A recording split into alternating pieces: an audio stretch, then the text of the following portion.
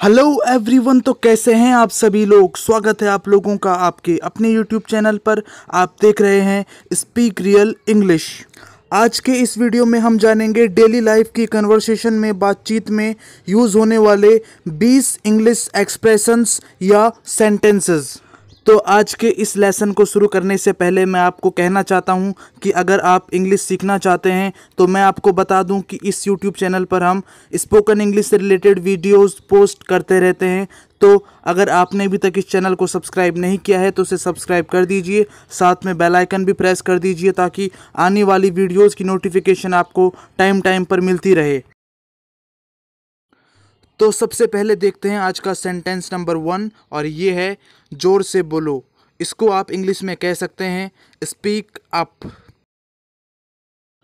तो इसके बाद हम आते हैं सेंटेंस नंबर 2 पे और ये है आवाज़ उठाओ।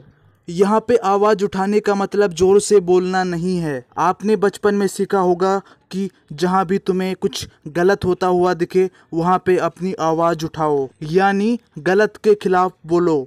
तो इस तरह के आवाज़ उठाने को भी आप कहते हैं स्पीक अप। अब देखते हैं हम सेंटेंस नंबर 3। सेंटेंस नंबर 3 है कोई बात नहीं, और इसको आप 4 तरीके से इंग्लिश में बोल सकते हैं। आप कह सकते हैं नेवर माइंड, या आप कह सकते हैं नो इश्यू, या आप ये भी कह सकते हैं नो प्रॉब्लम, और या आप कह सकते हैं नो वरीज। उसके बाद देखते हैं सेंटेंस नंबर 4। सेंटेंस नंबर 4 है यह काफ़ी है। तो जब आप कहना चाहते हैं यह काफ़ी है तो इसको आप इंग्लिश में कह सकते हैं दैट्स इनफ। उसके बाद देखते हैं सेंटेंस नंबर 5 और ये है आगे बढ़ो। इसको आप इंग्लिश में कह सकते हैं गो अहेड। इसी तरह से अब देखते हैं सेंटेंस नंबर 6 और ये है वह पाखंडी है। इसको आप इंग्लिश में कह सकते हैं ही इज़ अ हाइपोक्राइट। हाइपोक्राइट का मतलब होता है पाखंडी, ढोंगी। उसके बाद अब हम देखेंगे सेंटेंस नंबर 7 और ये है आजकल। तो जब आप कहना चाहते हैं आजकल तो आप इसे कह सकते हैं नाउ अडेज। उसके बाद अब देखते हैं सेंटेंस नंबर 8। सेंटेंस नंबर 8 है जब आप कहना चाहते हैं अभी आया या बस आ रहा हूँ तो इसको आप इंग्लिश में कह सकते हैं जस्ट कमिंग। इसके बाद अब हम देखेंगे सेंटेंस नंबर 9। सेंटेंस नंबर 9 है जैसा आप चाहें या जैसा आपको ठीक लगे।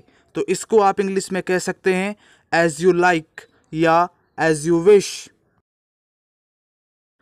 उसके बाद अब हम देखते हैं सेंटेंस नंबर 10 और ये है मैं मुसीबत में हूँ। तो इसको आप इंग्लिश में इस तरह से कहेंगे आई एम इन ट्रबल। उसके बाद अब हम देखेंगे सेंटेंस नंबर 11 और ये है जल्दी करो। तो जब आप कहना चाहते हैं जल्दी करो तो इसको आप इंग्लिश में कह सकते हैं हरी अप या चॉप चॉप। उसके बाद अब देखते हैं सेंटेंस नंबर 12 और ये है और कुछ, यानी जब आप कहना चाहते हैं कि कुछ छूट तो नहीं गया, कुछ रह तो नहीं गया, तो इसको आप इंग्लिश में कह सकते हैं एनीथिंग एल्स। उसके बाद अब हम देखेंगे सेंटेंस नंबर 13 और ये है किसी भी कीमत पर या हर हाल में। तो इसको आप इंग्लिश में कहेंगे एट एनी कॉस्ट। उसके बाद अब हम देखेंगे सेंटेंस नंबर 14 और ये है ध्यान से, यानी जब आप किसी को सचेत करना चाहते हो तो आप कह सकते हैं वॉच आउट।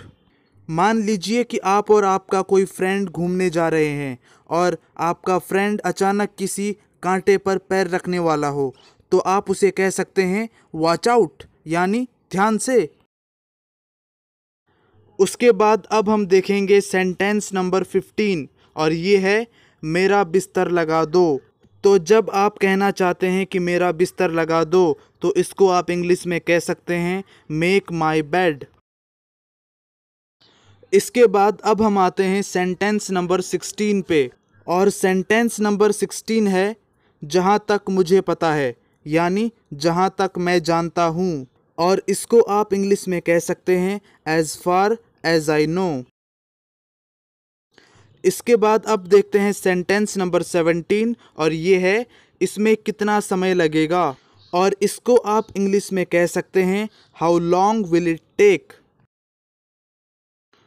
उसके बाद अब देखेंगे सेंटेंस नंबर 18, और ये है बकवास बंद करो, और इसको आप इंग्लिश में कह सकते हैं स्टॉप नॉनसेंस।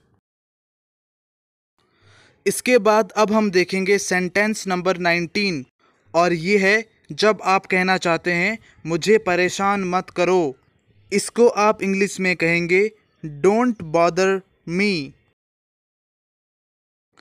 उसके बाद अब हम देखेंगे सेंटेंस नंबर 20, और ये है शांति से काम लो, और इसको आप इंग्लिश में कह सकते हैं प्ले इट कूल। या इसका एक तरीका और है, और वो है टेक इट इजी, तो आप ये भी कह सकते हैं take it easy. So English learners, आज के इस वीडियो में बस इतना ही। अगर आपको कोई डाउट है तो वो आप हमें कमेंट सेक्शन में पूछ सकते हैं, आपको आपके क्वेश्चन का रिप्लाई ज़रूर मिलेगा। तो मिलते हैं अगली वीडियो में, तब तक आप इन सेंटेंसेस को यूज़ करते रहिए, इनकी प्रैक्टिस करते रहिए।